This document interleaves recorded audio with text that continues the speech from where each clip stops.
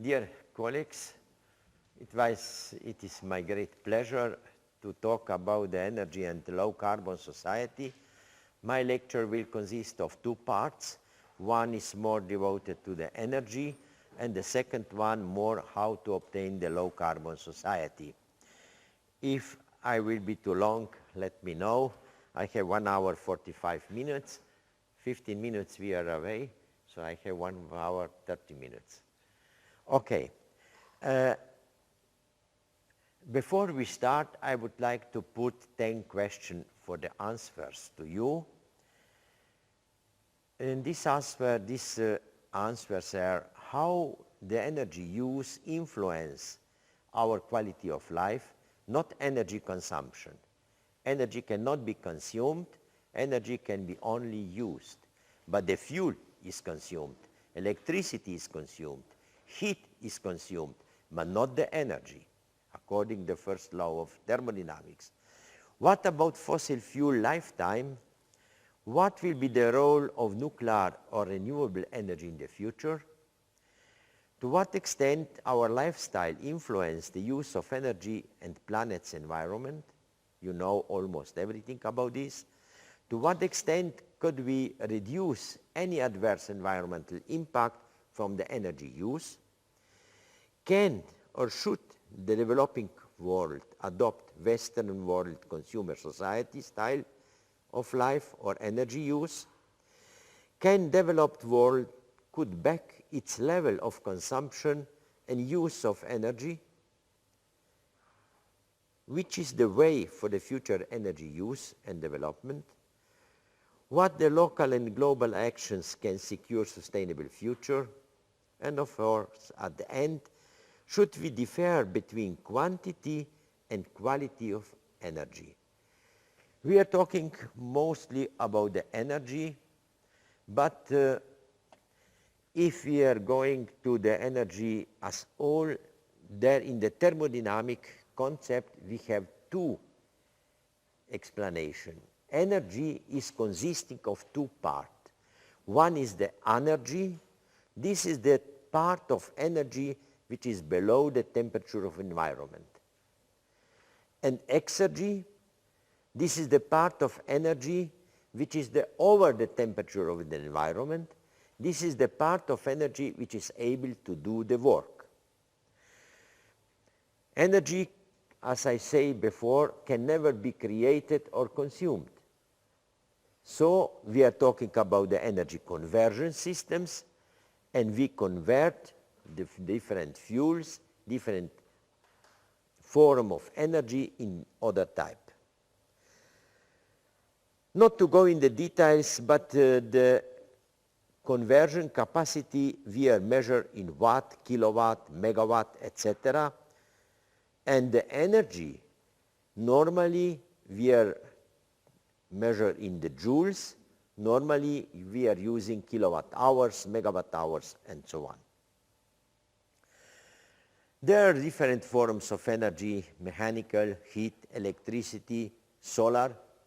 We have many forms of solar energy: water, wind, waves, bioenergy, biomass, animals, man. Manpower is a big part of energy in the world, geothermal and planetary. Of course, we have the differences between the type of energy where it's used. Primary energy is the solar energy, geothermal, all fuels. Secondary energy, this is the energy which is first time converted as electricity, gasoline, etc. Then we have the final energy. This is the electricity, gasoline at consumer. So we have been lost some part of energy by logistic. And then we have useful energy. Electricity we are using for the light is much more than the light itself. For the lighting we need maybe 10% of the energy coming in the light fixture. And then is of course also the rejected energy. We reject all the energy in the environment. If we are going further and we check how the energy is influencing the quality of life, then we can see that on the basis of the statistic which was made by World Energy Council, that we need some amount of energy to obtain expected lifetime. If you have very low amount of energy, the expected lifetime is very low. Then it's going up, and of course then it's becoming more and more stable. If we are using a lot of energy, here is the United States, they're using a lot of energy, but the lifestyle is a little bit different from Slovenia, which are here using only 2 tons of oil equivalent per capita. So this means we have to go from this part to this part, not away too much. If we are looking the second measure for the quality of life is the death of the newborns. The death of the newborns is falling down if you have more energy because you have available hospitals, etc. But even here we have, after the certain amount of energy, the stability, the number of death of the newborns is becoming almost standard, constant. Slovenia is here with very low number of newborns with low energy use, and here is the United States. And there is the third measure, the third indicator for the quality of life is the illiteracy. You see, even here we have similar diagram. Illiteracy in the less developed countries with low energy up to 1.56 ton of equivalent oil, and then become mostly constant. But what is interesting here, we have most developed country, technological developed country, United States, is growing the illiteracy. Why? Because of the social system. So these 3 indicators, expected lifetime, death of newborn children, and the illiteracy, is some kind of picture of the quality of life with regard to the energy. So I can conclude, if we have between 1.5 to 2 tons of oil equivalent of energy available, normally the people can have a high quality of life. With less, we have the problem. With more, we are wasting too much. Population growth and energy need are going in hand to hand. There is no chance to be changed. You can see here the world population. We are just now here. Here is the energy use. Because we are copying the Western style of life, consumer society.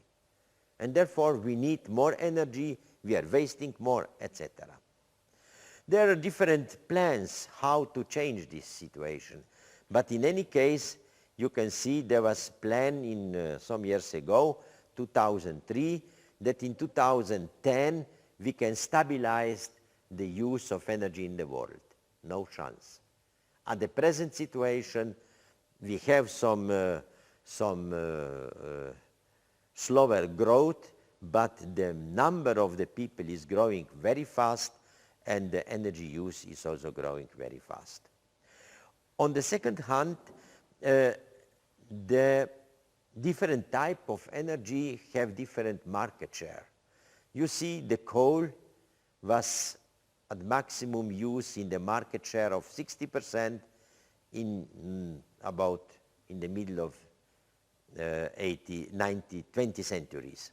Then come the traditional renewable, this is the wood. They come down almost to 5–10%. Then come oil, gas growing, nuclear is here, very slow.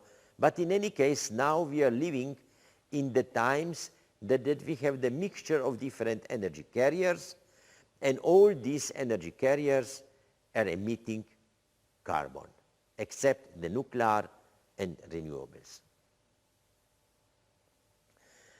GDP and energy use is the second question.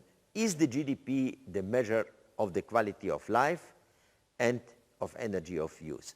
If you don't have the energy, you have low GDP. You have lot of energy, you have lot of GDP also. But the quality of life can be very, very different. So that the last conclusion is GDP is no more the measure of the quality of the life, because we have a lot of countries with high GDP and low level of the quality of life, and vice versa. I will go further, not to stay here. What are the global reserves? Fossil fuel are still available in the world for the next 1,000 years, for sure. The question is, can we use them without the problem of the climate change? If we are looking for the oil, there's the minimum 60 years available in the world, minimum. Gas, conventional and unconventional, for many, many years. Coal, mostly here. And total, we have availability, I say, coal will be the fuel of the 21st century, because we cannot change so fast our system, energy system, and the coal, without regard of the emission of CO2, will be stable, because the oil will be used for the transportation, gas need to be used for the domestic and other things, and the coal will be for the power production, still available, because they give the jobs, and we will find the new technology for the lowering the emission of CO2. If we are looking on the energy resources for renewable energy, we are on the happy side. We have many millions of theoretical potential, but the technical potential is about 7,600 exajoule per year. This is about 150 times of all energy we are using at the present in the earth. So that this is only the question, should we use this renewable or not? We are changing slowly the system, but not too fast. Diffusion of the fossil technologies is very high. I tell you that the coal is still very important, and you can see here different technologies which can now develop.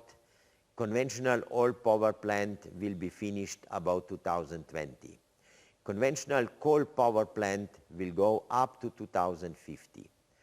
Then we have the integration gasification coal combined cycle, which is proposed to go further in 2100, because these are very high efficiency systems.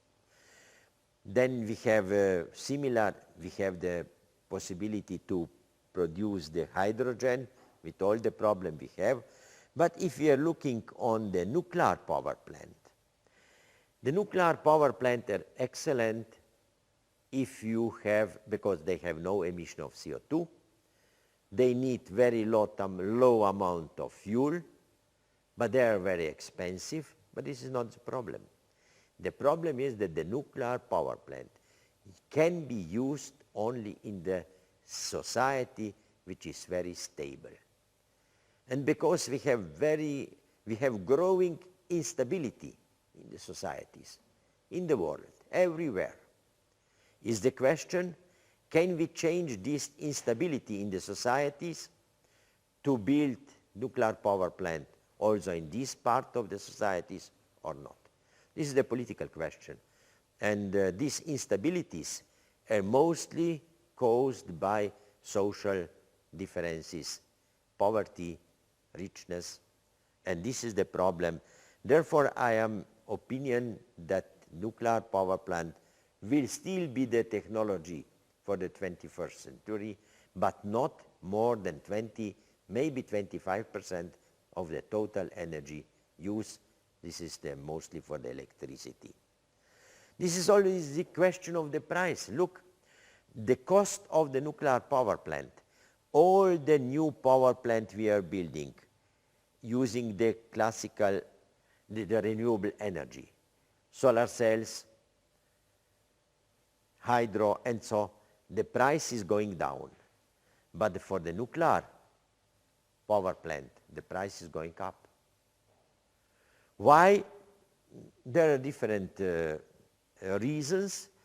One is because we are not building enough power plant and we have no continuity. And the second, we have not yet solved the problem of high radioactive waste. This is the open problem. After 40 years of use of nuclear power plant, we still have all the fuel, high radioactive fuel at the power plants. And this is the big issue which should be solved in the next 2-3 years, maybe 10 years. Then we are coming to the energy management. Many people is talking about the energy management, and everybody is saying, especially the environmentalists, with the energy management we can solve the energy emission, the emission of carbon, etc. No. Energy efficiency is possible, but then with this efficiency we cannot solve the emission of CO2. Low carbon society cannot be created or cannot be without only with the energy efficiency. We can come down. Domestic boilers, they have the efficiency from 85 to 107. If we have the condensation boilers, high efficiency. But still you need some amount of energy for the heating. Power plant, the last power plant have the efficiency 59 to 60%. Excellent. The present power plant have the efficiency of 30%, 35% total. So this double more efficiency, but still is not enough. Cars, we are becoming more and more, we have the cars with 4 to 6 liters per 100 kilometers. This is almost now the standard, but we can come not down to 1 liter or 2 liters. Electrical bulbs. Here we have the new bulbs with efficiency 50 to 65%. Here we are on the way to come down to efficiency about 90-95% using the light emitting diodes. This is the new technology which will come for the lighting, and I suppose in the next 5 years we will changing this type of bulbs because we have the problem with the environment.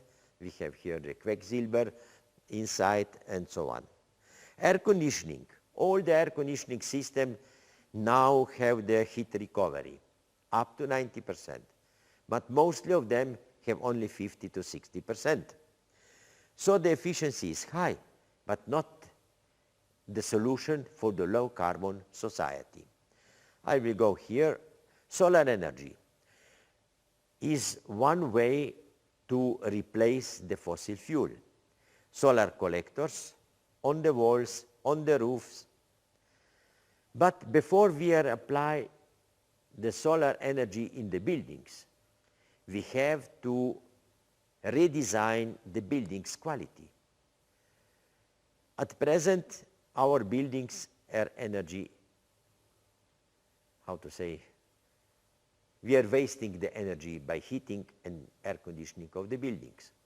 I will show you, we can change the volumetric load of the buildings. At present, we need about 12 to 5 watt per cubic meter of the buildings. Specific transmission heating load is about 60 to 80 kilowatt hours. But now we have the possibility to build the houses which can use less than 1 watt per cubic meter. This is passive house or even 0 with active houses. Then yearly consumption of energy for the heating and ventilation and maybe lighting can be less than 15 kilowatt hours per square meter. This is the standard for the passive house. We can come down to 5 with the new buildings. But still, we have millions of buildings to be built for the countries which are development. Chinese, Indians, Africa, they have no homes. They are living in very primitive situation. If all these are built, the homes for the sleeping and living, we need large amount of energy.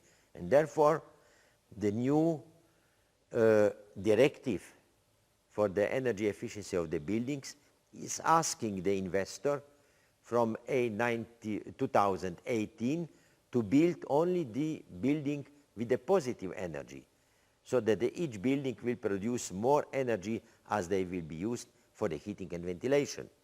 If this happened in the world is the question, but Europe has proposed this. How we can lowering the energy use in the building? Using technology of heat-activated building mass. If we are putting the pipes in the walls, in the roofs, and in the floors, then we can heat the building with the temperature of the water of about 16 to 25 degrees Celsius. With 16, this water can be obtained for the cooling in the surrounding, in the summertime, in the earth. Earth is cold. In the summer, in the winter time, we can use the heat, ground heat, with the heat pump to obtain 28 degrees Celsius for the heating. Now we are using 90 degrees Celsius for the old buildings. Then we have been coming to the 70 degrees Celsius for the heating with the radiators. And just 10 years ago we have been starting with the floor heating, in which we are using only 35 degrees Celsius.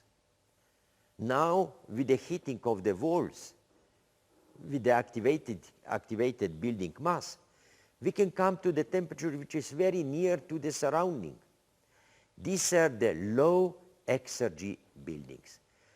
This means we don't need to burn the fuel to obtain the 25, 28 degrees Celsius of the water or warm air. We can use the waste heat. This is the sample how we build this type of buildings. This is we can build also very high buildings with the same principles. And of course, if we change the quality of the buildings, that these buildings will use 7 to 10 times less energy as the present one, then we can change the energy supply from the fossil fuel to the renewables. Now, the renewables are too expensive to heat or cool the house. But the new house, with 1/10 of energy needs, can be solar house, passive house, or active house. This is our goal, and new regulations in Europe are going in this direction. The next possibility to replace the fossil fuel, especially for the production of electricity, is the wind energy. Wind energy is in the North Europe almost standard. United States has been approaching the capacity to the Europe, and China is the fastest growing country with lot of wind energy installed. Present, we built the windmills of 5 to 6 megawatt per one piece. Now we are developing the new windmills with 10 megawatt per unit. And these units are quite large. The wing length is about 60 meters, wing weight is 17 ton. Generator on the top of the tower is between 200 and 350 ton. And this is not easy to put up 180 meters high. This is the high technology. This is the high tech. And tower height are going about 160 to 200 meters, especially the towers in the sea. The design of these big wings, you see here the picture is very different. It's using the most modern technology, carbon files and so on. And so this is the possibility to change the production of electricity from the fossil fuel. Here you can see how it's preparing for the North Sea the installation of the 2.5 megawatt unit. These are the towers, this is the barge, and this is the man which is making the control of the connections on the windmill. 2.5 megawatt. 10 megawatt will be even larger. So that you have some imagination how complex is the system. Now here you can see also the wings and the solutions. Here is the factory. You can see the people here working on the top of the tower. These things here is about 300 ton inside. So and this wind is blowing, it's moving half a meter, 1 meter left. And of course, because the steel is not enough to survive this big movement and pressure, they are making also the part of the tower from the concrete, which is then used for the lower part of the towers.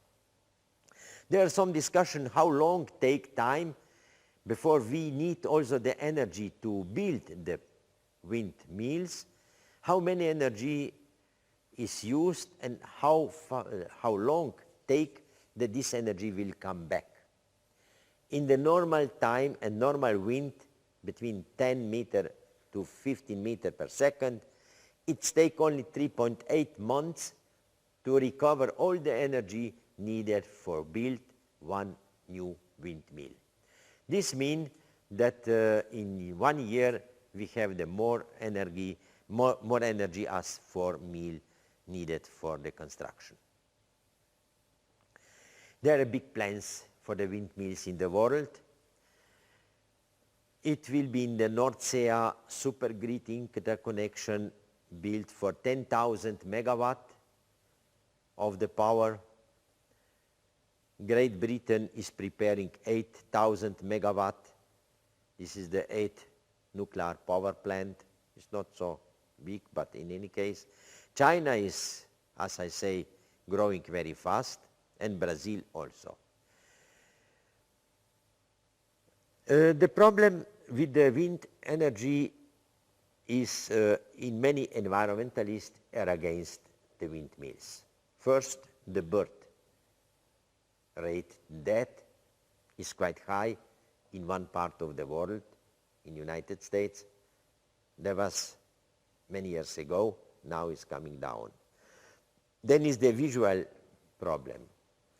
Therefore, the more and more people is deciding to build the new wind farms, wind generator systems on the sea. But even there we have the problem.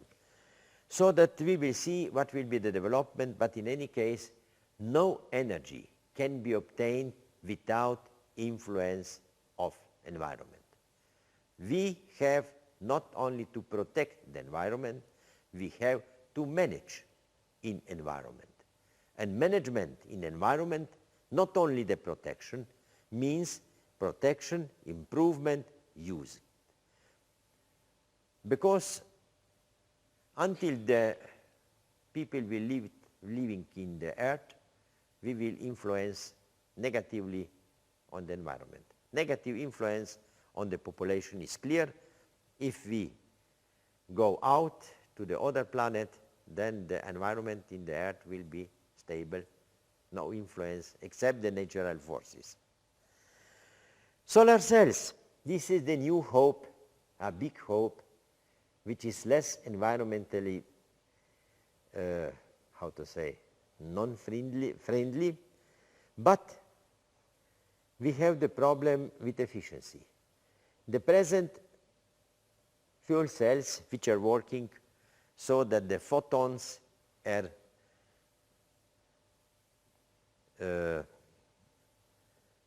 moving the electrons in the semiconductors, and this electron is then used for the power. Different materials are used: silicon, glass, telluride, and other, germanium. In this case, we have the very large area because the efficiency at the present is between 12 to 16% of the solar radiation at maximum for the best cells. The thin layer cells, which are using less material, they have the efficiency between 6 and 10%. And they are more larger in area, and therefore, if we are replacing, if we are using all the houses, roofs for the solar cells, we can obtain in Slovenia, for example, more than 50% of electricity with the solar cells.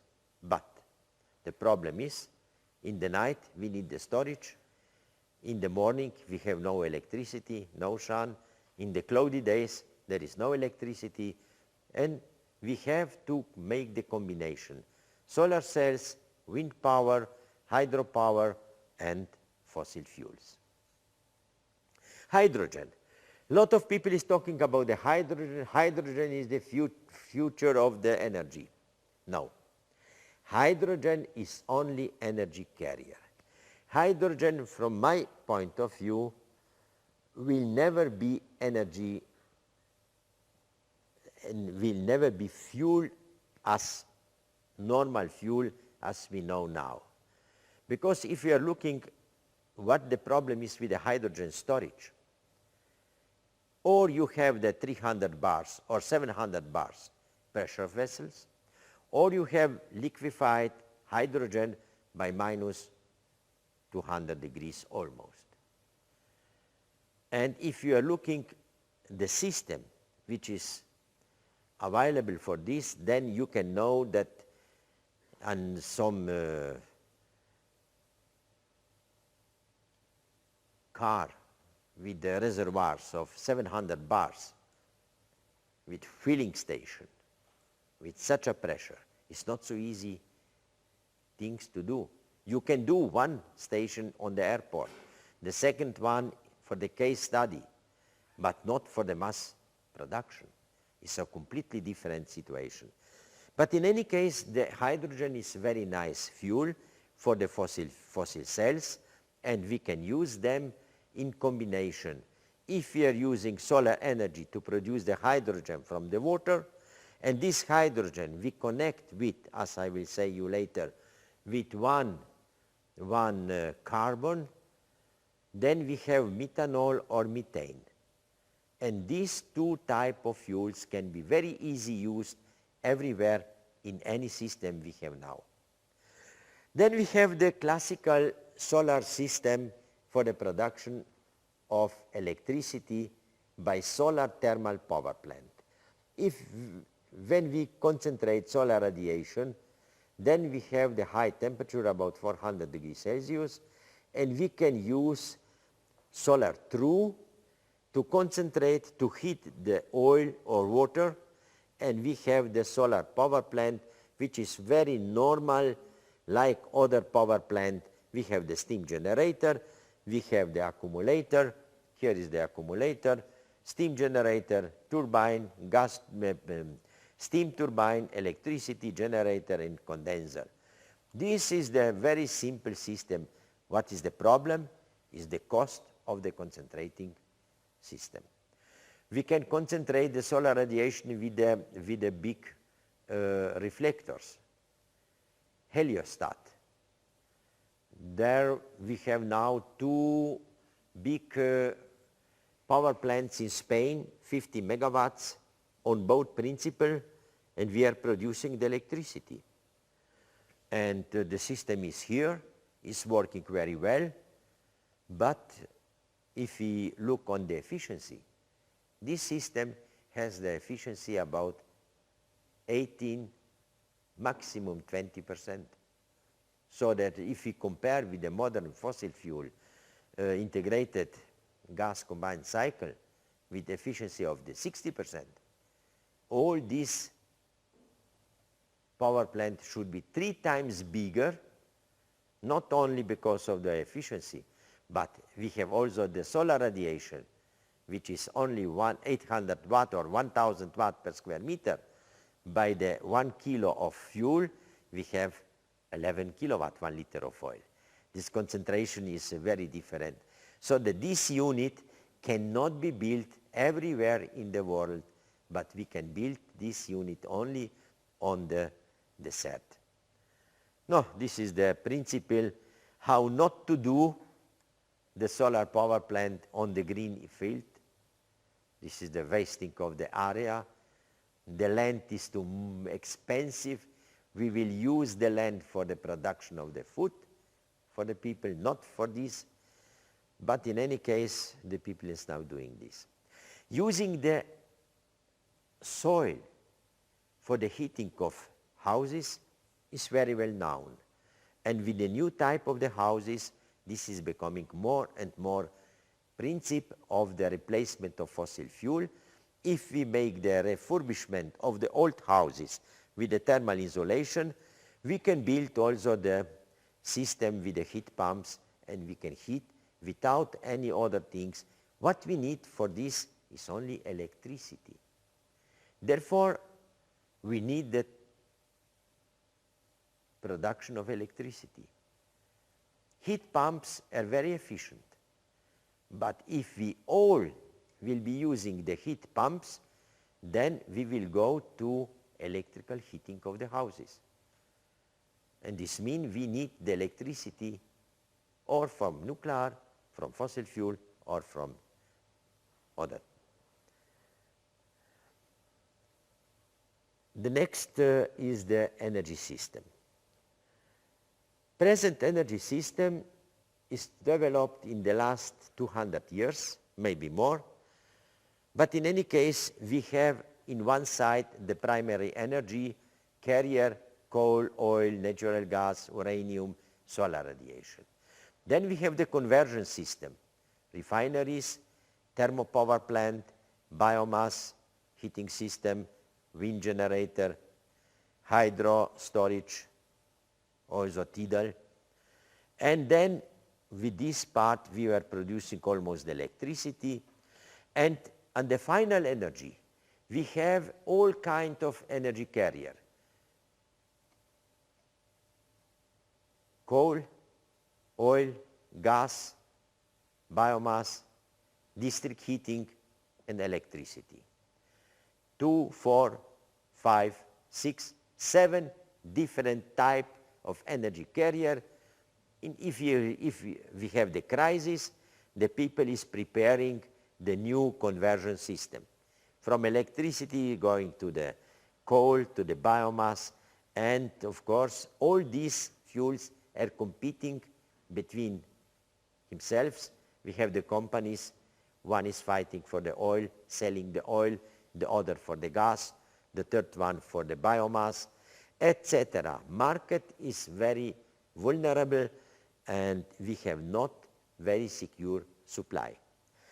How we can change? And this system is not environmental friendly. We have the large emission of